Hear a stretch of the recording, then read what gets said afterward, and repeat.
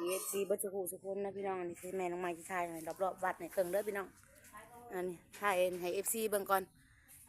ถ่ายFCรอบวัดก่อนเนี่ยอันนี้คือรอบวัดเพิ่นสร้างเนาะพ่อแม่พี่น้องที่เพิ่นแผ่หินแผ่ทรายนี่ก็คือเพิ่นสร้างสิฮอบแบบพี่น้องนี่วัดนาโศกตั้งตูนเนาะพี่น้องคันว่านางหัวค่ำกับบ่แม่นเนาะพี่น้องนางหัวค่ำก็อยู่บ้านเทิงอันนี้สร้างรอบวัดเนาะพี่น้องก็คือได้หลายได้พี่น้องจากฮอบวัดได้แต่ว่ายังบ้านอาสาพี่น้องแค่ติดใบซื้อแล้วก็ยังบ้านอาศัยใบซิมเนาะพี่น้องอันนี้คือรอบวัดเนาะพี่น้องนี่คือวันนี้ครูอยู่อันนี้วัดนาโศกตั้งต้นนี่กวางเด้อพี่น้องเด้อพระอยากบายอยากบุญลงมาเด้อพี่น้องศักดิ์สิทธิ์อย่างแหงเด้อพี่น้องเด้อโศกตั้งต้นเด้อพี่น้อง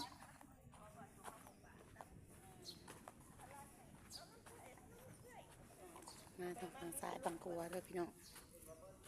ฝั่งลาวฝั่งไทยมาได้เด้อพี่น้องจ้าสายFCปัจจุบันทุกคนไปยังมาบ้านน้ำปุ่นมากราบมาไหว้ขอพรมาได้เด้อพี่น้องเด้อ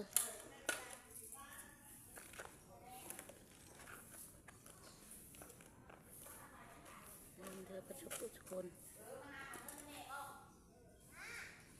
ลูกสาวมานำเอาเงินไปโรงเรียนนะขั้นบ่ได้เงินก็บ่ไปพี่น้องโรงเรียนก็ได้มานำเอาเงินน้ำแม่ไปโรงเรียนแล้วยังบ้านลงมาจับกล้องให้แม่มึงดูสบายดีป้าลุงในไปโรงเรียนนะสบายดีป้าลุงแก้วน้องใหม่กับสาวแก้วไปโรงเรียนจับกล้องให้แม่เขาเข้าหนึ่งแมวเงินนะจับมวยไปทางกำแพงปะลูกน่าจะขึ้นหนาใช้แท้เอา20 บาทดูมี20 บาทแต่มีเงิน10 บาทนึงคือได้ไปทำอะไรนี่ซื้อเป็นยัง20 บาทเมื่อวานนี้ก็ได้5 บาทนี่ไปลูก10 บาทพอเรียบบุญบ้านนึงเอามากุญแจแม่เขาเงินบ่ได้ถ้าใส่นี่นะอันนั้นดูอย่างอันนั้นดูอย่างยังลูกเจ้าสิไปหาแย่จันน่ะไปโลดแล้วว่าแม่จันคนพาแม่ไปเลาะบ้าน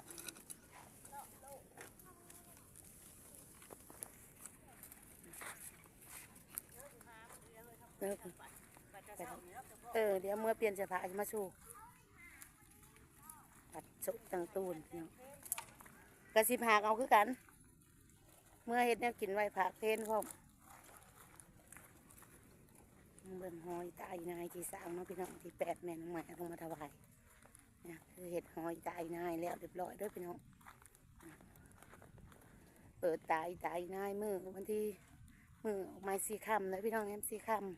14เนาะพี่น้อง14เนี่ยอันนี้หอยตายนายพี่น้องเปิดหูเปิดตาเพิ่นเฮ็ดพิธีอันนี้คือหอเพิ่นที่แม่น้องใหม่มาถวายตังคาพี่น้องหอยตายนายเด่นบ่พี่น้องเนี่ยใครอยากมาบ้ามาบุญมาแก้มาได้เด้อพี่น้องศพตั้งตูนคือคนโคอยู่รอบวัดพี่น้องแต่ว่ากำแพงข้างวัดเปิงนี่กาได้ติดไปน้ำแล้วเนาะพี่น้องเป็นสีเฮ็ดให้แล้วกะสมมาบ้านน้อยเนาะพี่น้องบ้านน้อยบ่ร้ายกะอาศัยพ่ออาศัยแม่แล้วก็FCทุกท่านที่มาสนับสนุนของครูใหญ่เนาะพี่น้องใครอยากมาต่อยอดทำบุญทักทายมาแม่น้องไม้ได้เด้อแม่น้องไม้เป็นสะพานบุญให้เด้อพี่น้องวันนี้แม่น้องไม้ก็ได้ต่อยอด100 บาทแล้วก็ได้ซื้อหินซื้อทรายซอยเพิ่นเป็นแพร่บ่พี่น้องบ่มีหินมีทรายหินทรายสิได้เทนี่เบิดแล้วพี่น้องแล้วก็บอกอิฐแม่น้องไม้ก็เลยได้ถวาย500 บาทเนาะพี่น้องเพราะว่าการทำบุญเนาะพี่น้องกะเบิดสุคนบ้านเฮาก็สนับสนุนกันเนาะพี่น้องพร้อมเพียงเฮียงหน้ากันเด้อเฮ็ดหยังก็ได้บ้านน้อยบ่หลายก็อยากให้แล้วเนาะพี่น้องก็มือบุญนี่ก็17 18 19พี่น้อง3 มื้อ 3 คืนเด้อพี่น้องเด้อมีการครบงานอย่างคึกคืนเลยใครอยากมาทางลาวทางไทยมาได้เด้อพี่น้องเด้อเปิดทางการพี่น้องจ้าบุญบังไฟใหญ่ สุกตั้งตูนพี่น้องจ้ามาเด้อมาเด้อมาห่วมบุญเด้อ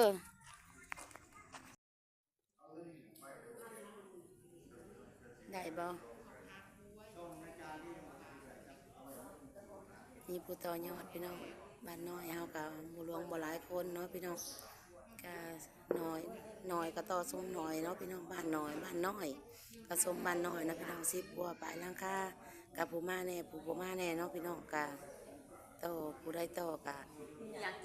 ได้บ่ตามก็รออยู่พี่น้องมีอยู่ผู้พาอยู่นะขอแบ่งขอแบ่งแค่ผู้พาอยู่เงินบาทได้เท่าไรพระเฒ่าได้หอดพันบ่เอายังน้ำ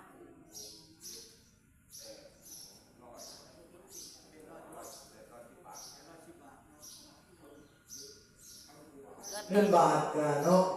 รวมแล้ว สมบัติน้อยเนาะพี่น้อง 1,810 บาทเงินกีบเนาะ280,000 กีบเนาะ สมบัติน้อยและบ้านเฮาก็หลายเนาะพี่น้องแล้วก็เพิ่นก็บ่จักวันศีลพร้อมพี่น้องเพิ่นบ่ได้ลงมาก็หลายคน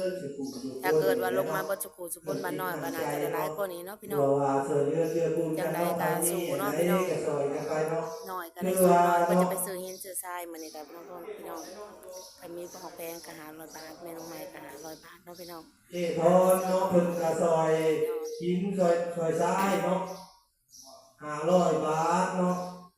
ข้าวแพงพอเบิดครอบครัวก็500 บาทเนาะก็โมทนาบุญนำคือเก่าเด้อพี่น้องเด้อหาเงินหาคำให้สุขให้มานให้ได้ให้ดีให้ร่ำให้รวยเนาะคิดสิ่งใดขอให้ได้สมมุ่งมา่ปรารถนาเนาะหากประทานทำกันค้าหากำไรก็ให้ได้ง่ายเนาะอันว่าผลลัพธ์ได้กำไรนั้นให้ลื่นขึ้นเด้ออโมทนาสาธุสาธุ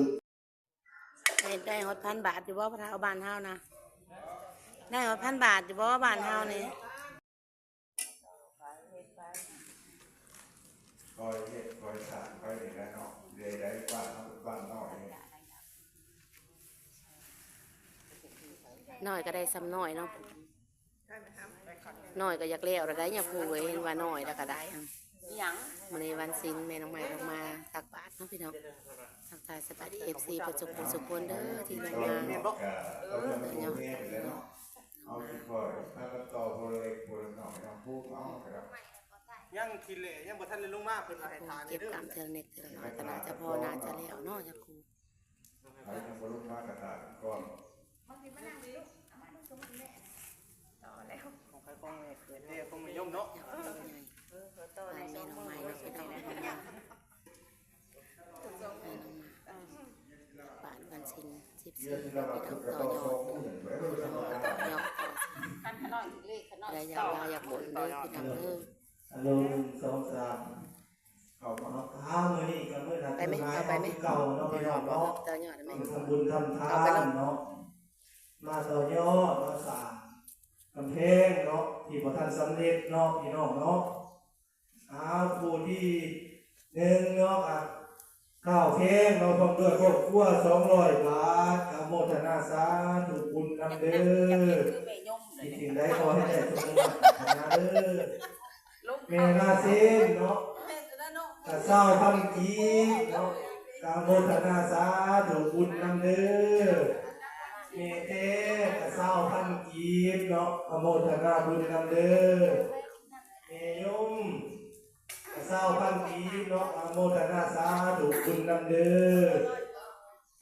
นางร้อยเนาะกะ100 บาทกะโมทนาสา บ้าน ธุ น้อย บุญ พี่น้อง นำเด้ สม อ บ้านน้อยเนาะพี่น้อง10 กว่าหลัง แม่ คา น้อง เรือน น้อ เนาะ งด้วยครอบครัวกัน100 บาทอนุโมทนาสา พอ ธุ เห็นทรายเบิดพี่น้องเลยผู้ใดใจชัดศรัทธา ให้เท่าแล้ อยากพอเห็น เนาะ หมอทรา เจ้าย เด้ พัน อ กีบอนุโมท มา นา ถวายวัด สา น้ำ ธุ ผู้ใหญ่เด้อพี่น้องเด้อบ้านน้อยจุกทั้งตูน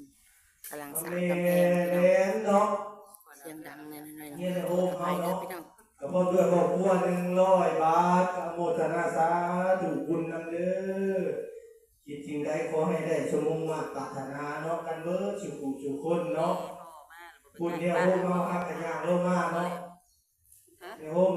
แม่ครบพอองค์เนาะ ปลาอยากบ่นมาทางหาสุขปูนไปเด้อพี่น้องเด้อ ดูกินเขาที่คนสิตายอ้ามันมียา เนาะผู้ขายเองเนาะ